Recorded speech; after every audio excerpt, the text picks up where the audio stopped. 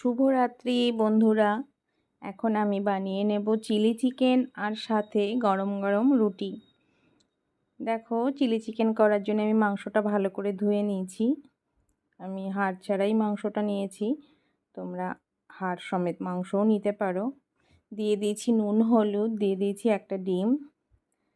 এবার আমি এতে দিয়ে দেবো আদা বাটা, রসুন বাটা, দিয়ে দেবো কাঁচা লঙ্কা বাটা, আর 2 চামচ কর্নফ্লাওয়ার, 1 চামচ ময়দা, দিয়ে দেব গোলমরিচের গুঁড়ো, একটু লবণ, দিয়ে দেব কাশ্মীরি লঙ্কার গুঁড়ো, রঙটা ভালো হবে দেখতে, আর একটু সাদা তেল দিয়ে ভালো করে মাখিয়ে 30 মিনিটের জন্য ঢাকা দিয়ে রেখে দিয়েছিলাম। 30 মিনিট পর কড়াই দিয়ে দিয়েছি সর্ষের তেল। এবার মাংসগুলো লাল করে ভেজে নেব 2 পিঠ।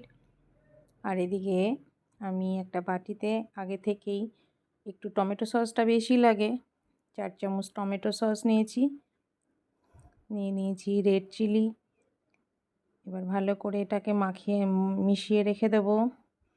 কড়াইয়ে তেলে দিয়ে দিয়েছি রসুন কুচি, আদা কুচি।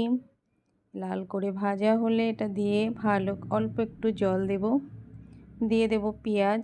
এখানে ক্যাপসিকাম দিতে পারো তোমরা, আমি দেইনি। দিয়ে দিলাম স্বাদ মতো লবণ, হলুদ আর অল্প কাশ্মীরি লঙ্কার গুঁড়ো। দিয়ে দিলাম ভেজে রাখা মাংসগুলো।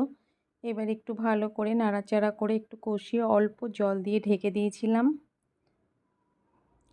এবার এই ঢাকনা তুলে ঝোলটা শুকিয়ে এসছে, আমি এবার এতে দিয়ে দেব কুচানো ধনেপাতা। রেডি আমার চিলি চিকেন। তোমাদের কেমন লাগলো জানিও, ভালো লাগলে সাবস্ক্রাইব করে দিও। আর এখন আমি করে নেব গরম গরম রুটি। টাটা।